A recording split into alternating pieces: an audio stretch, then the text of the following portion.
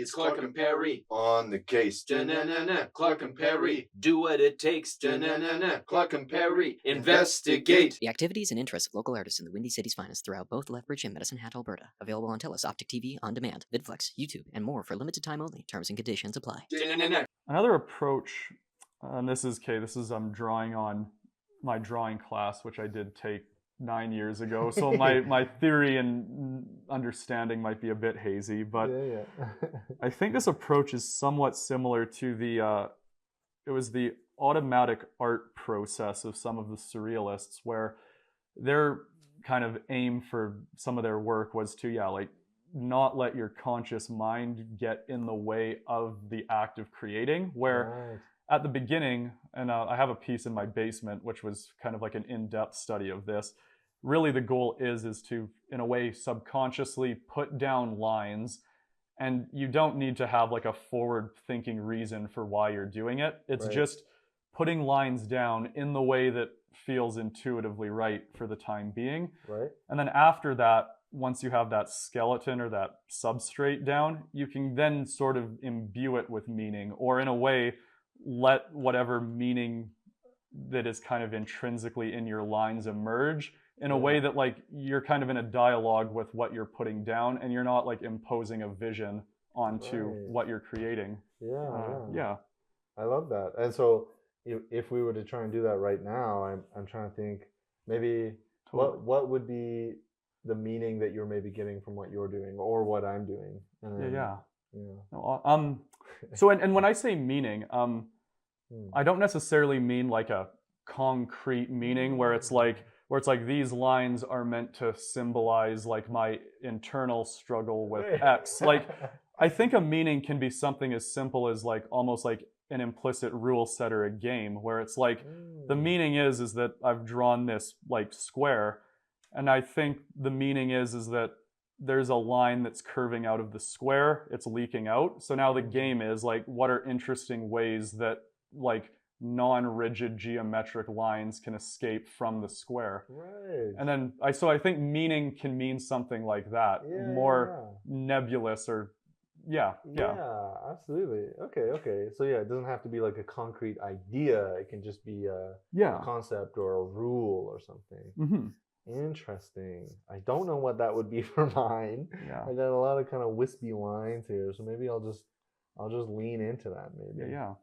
And kind of see where that goes. I got that hard shape in the middle here, and I don't quite know what that means, but I don't know. Do this.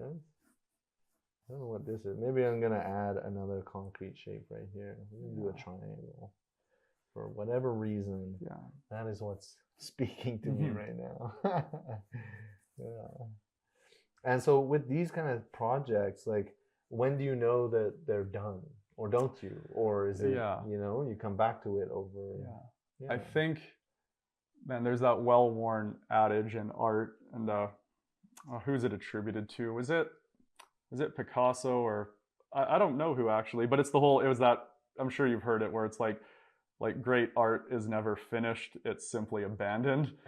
It's kind of like that, where I think there just comes a point where it speaks for itself and it's done, I would say. And maybe that's because you personally have just explored to the extent that you want to, where it's like I've kind of run the course, or I've reached the logical conclusion of whatever game I was implicitly playing, or what meaning I was uncovering. Interesting.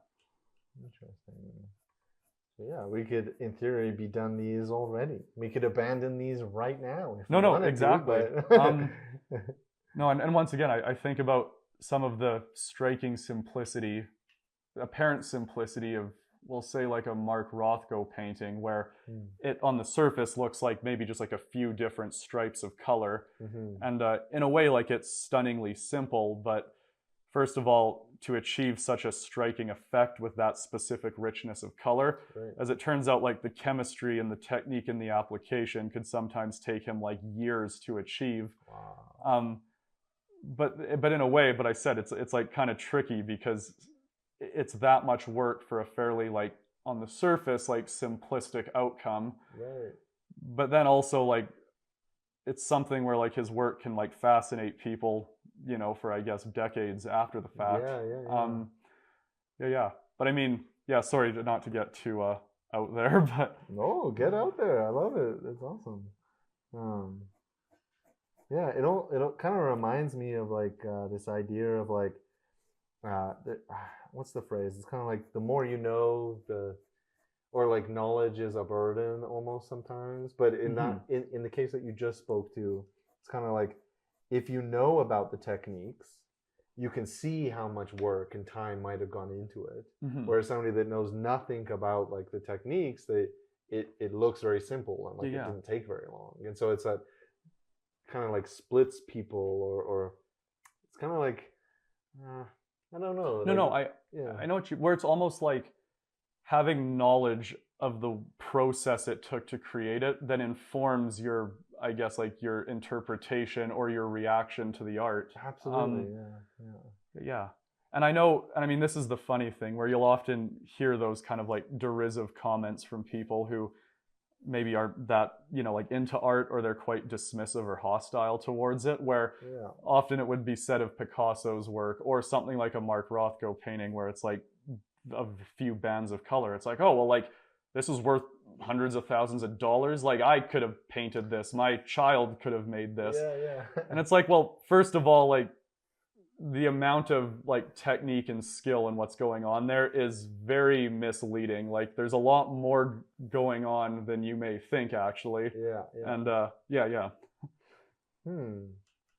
very interesting.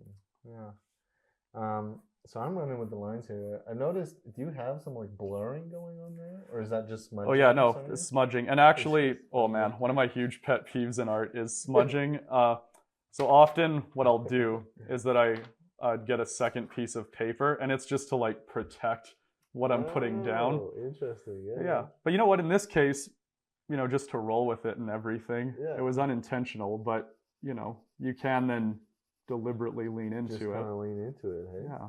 Interesting.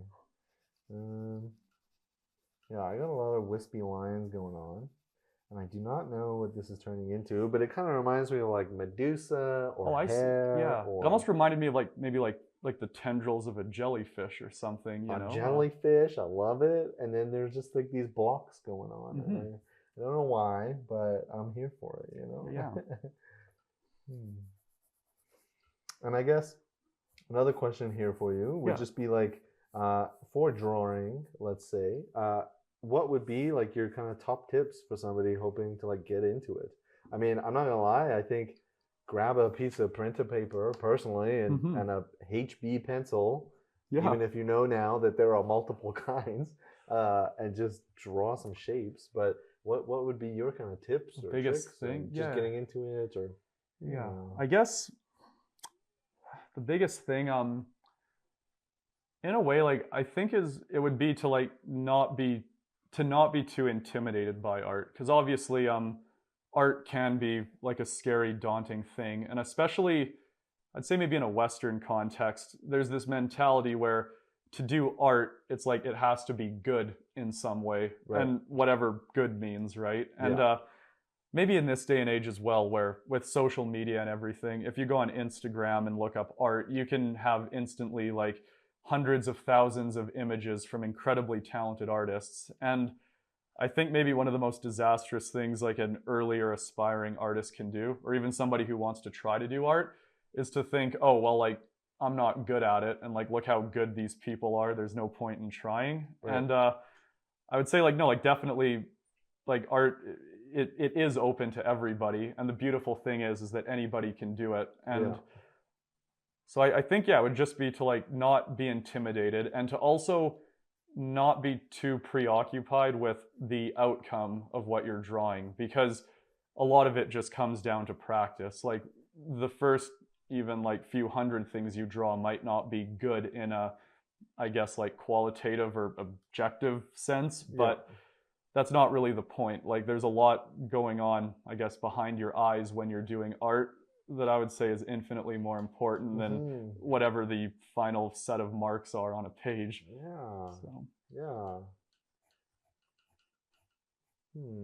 So, and it honestly, that kind of just reminds me of that idea of just spending the time. Like, just be willing to spend the time, maybe, and just do it, and not be concerned with the product, like you say, and just kind of see where the process takes you. And yeah, I love that idea of there's more going on behind the eyes than there is, what you may be able to tell. So, which honestly I think is true for a life. Like, you never know what people are going through. You never know what people are thinking.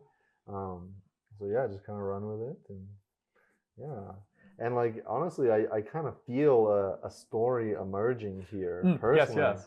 Do you want me to share it? No, yeah, please do. Yeah. I don't know. There's this idea of, I feel like somebody or something were stacking blocks on a pile, but it's on top of something. And then there's like this net that is trying to catch them or something. I'm making it up as I go a little bit. No. But yeah, kind of finding meaning as you go.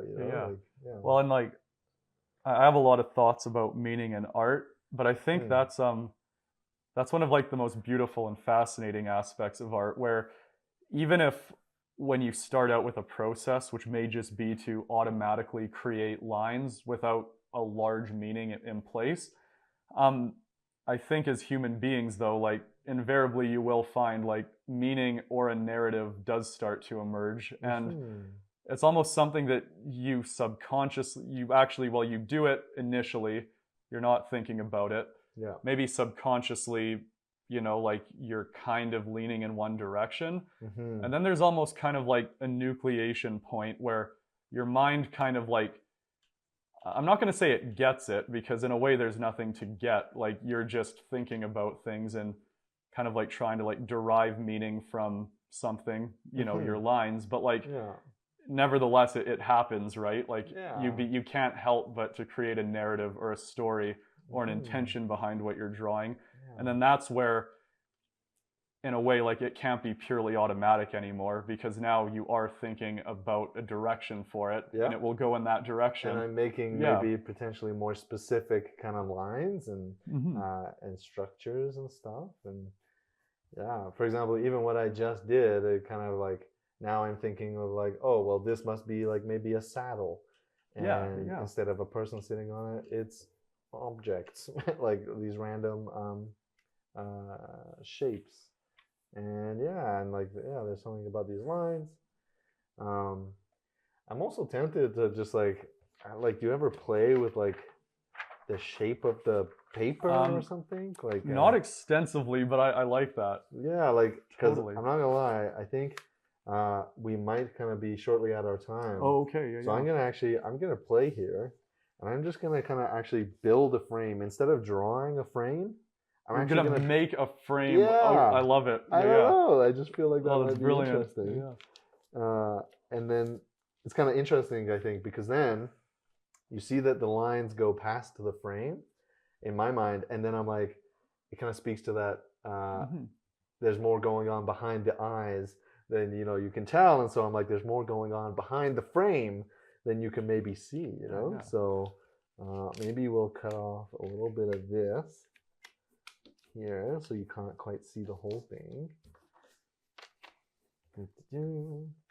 Maybe the top we'll leave kind of just like that. Yeah. Probably should have folded it the other way, but anyway, that's kind of cool. But then, I mean, my brain is just racing right now, because then I'm like, oh, I could actually start drawing on the margin of the frame. It would be completely different, but I think that's where I'm going to leave mine. Do you need a bit more to do a bit more to yours? Are you happy to kind of leave it as is? How much time do we have left here? Maybe let's take another couple minutes. Okay, so maybe cool, I am going to kind of draw on the outside here and see what that does. Cool. No, and another interesting thing about time is that I truly think time limits and hard physical constraints are like the best thing for an artist. I procrastinate and postpone horribly if I have an undefined. On the phone, Totally, yeah. But sometimes like when you don't have all the time in the world and you're forced to create, you know, that's when like by just pure necessity, you get something out there, it's done. And then often like it sort of forces you to like do very creatively interesting things that you might not have done if you could just work according to your own devices, I suppose. Absolutely, yeah. No, absolutely, yeah. Let's take like another 5 minutes. Okay, I like that. These 5. Okay, sweet. Yeah, maybe Clark can give us a cue at 5. Bring this to some type of conclusion. Yeah, as much as that could be. I'm also curious. So I've been using your favorite weapon of choice here. Oh, should but I switch it up? Totally. If maybe often if you want to cover large amounts of space in a short amount of time, go darker because it's like heavier, darker, thicker lines. Okay. So even like, I don't know, up it to like an 8B if you want even. Like, okay, let's do that. Like, did I put this back in the right spot? It doesn't matter. It doesn't matter. Yeah, okay. no, you're totally fine. Okay, we're gonna switch weapons right here to an HB. Made in Britain. Wow, that's interesting. Oh, and these are, I won't mention the, sorry, I was going to talk about the brand of it because these are my favorite types of pencils, but they don't sell them at the store anymore. And no. So that's like my last tin probably. I'm like, oh man. And they work the best for you? Yeah. Or why are they your favorite brand? So, however they make it, like whatever the type of graphite is and how they produce the pencil, it has, I'm not a musician at all, but in much the same way that I've heard, like my dad who plays guitar, he's like, there's certain brands of strings that, you know, like they're of a certain gauge or thickness or whatever, and different suppliers make them, but there's like a specific brand that they just get it right. Like the materials, the manufacturing technique, it just produces the kind of music and works with him in the way he likes the best. Yeah. And that's just sort of how Derwents are, the feel of it. Just how the graphite like absorbs light and everything, how it looks in the end. Just these ones, which I won't say what they are, but the black ones with the red stripe, the Derwents from Britain. Yeah, right on. No, they're like the best pencil. Yeah. Oh man. Oh, that's good.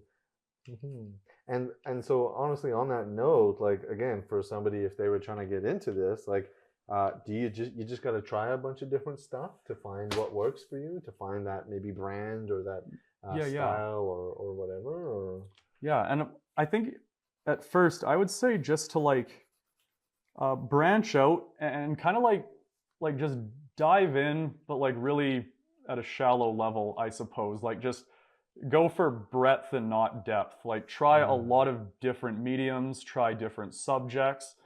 Once again, throw caution to the wind. Like I said, get very kind of reckless and creative with things. You know, try painting, try drawing, try sculpture, try sort of like sample everything, and then just kind of all the while note what's really resonating with you. Yeah, I love that phrase you said. Try breadth, not depth, I think was your wording. Right? Yeah, I love that. And so the kind of narrative that I'm running with right now is I've kind of taken these hard shapes in the little square there, and I'm then turning those into the wavy lines on the outside of the frame. And then I'm trying to take the wavy lines from the initial image and make them into more like structured objects. And that's kind of cool, I think, personally. No, I love that. Awesome, yeah. Let's see how this goes.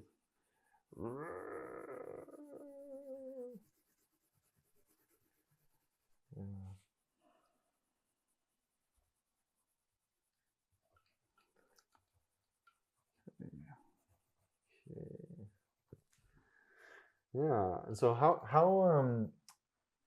you know, several times you've kind of mentioned going back to your kind of arts classes and education, and do you find yourself actively thinking of that stuff when you're doing this kind of thing, or you mean like kind of learn it and then you quote unquote forget it, or I see, I think like so I'm largely self-taught as an artist. I took some upper level like drawing and painting courses.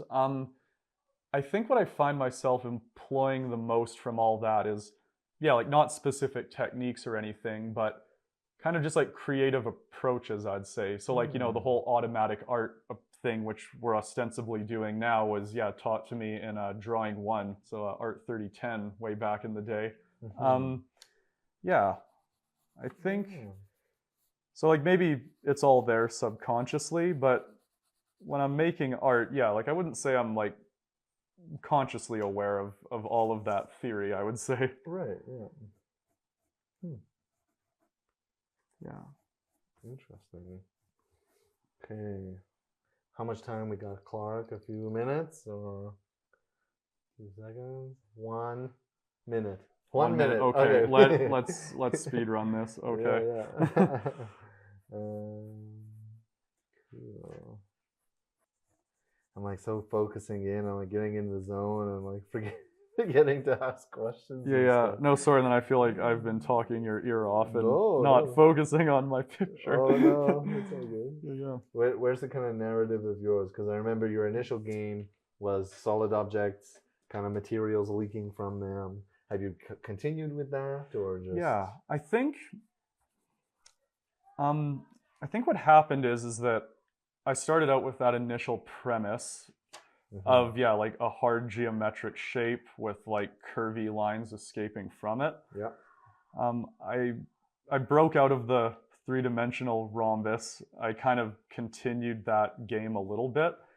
And then what that sort of evolved into is that this kind of like hard geometric and maybe in some way like mechanical mass that's like suspended in a void or something. Like I almost see it tethered into the center of this space by whatever these lines are that are kind of vertically exiting the page.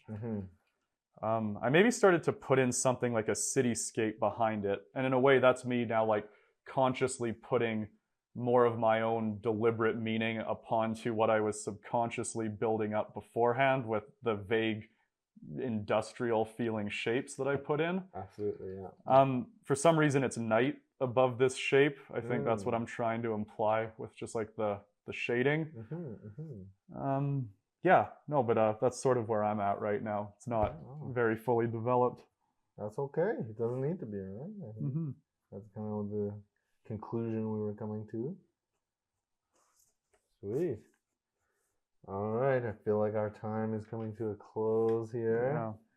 And yeah. I'm going to put the pencil down. Okay. I'll put the pencil down. You can go on forever, I know. You definitely could. Yeah, interesting. Okay.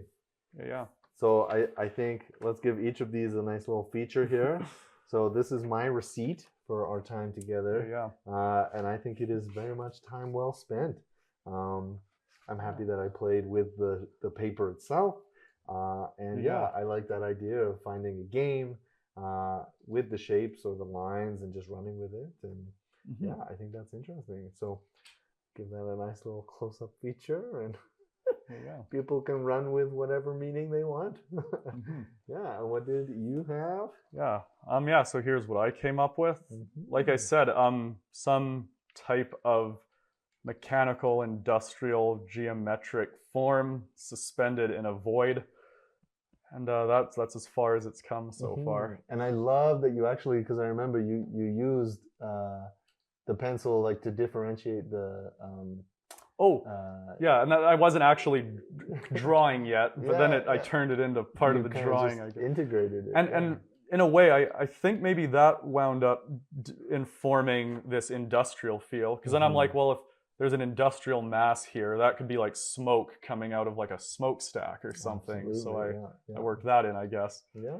Awesome. But right before we conclude then, because in this whole nature of receipts as we've been talking out, you gotta sign it and you gotta date it. I gotta sign it and date it. So let's do that really quickly. It is a receipt. Awesome. So how do I go about this? Okay, man, I could talk about all this for days, but a cool thing is that with a lot of signatures, often the normal convention you're taught from a young age is that you sign it properly in the bottom right-hand corner. Yeah. But my uncle Phil on my mom's side of the family, he was an artist, and he taught me something that I kind of have been trying to do ever since, where he said your signature and the time in which it was created is as much as of a part of the work as the lines themselves.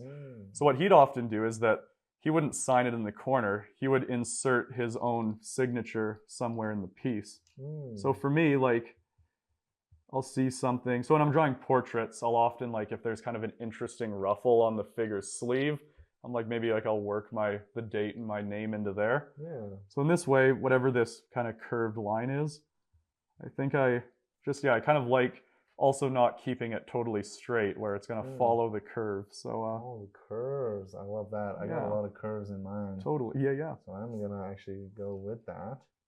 And we're going to find a spot right along this side. And I just put my name or... Yeah. So usually like the name and the date. So okay. Let's go. At least when I was in art school, it kind of fell out of fashion at the time to, like, I guess, put your name on a painting. It was thought that it maybe detracts and, I guess, ruins your suspension of disbelief, like you're reminded it's a painting. Right.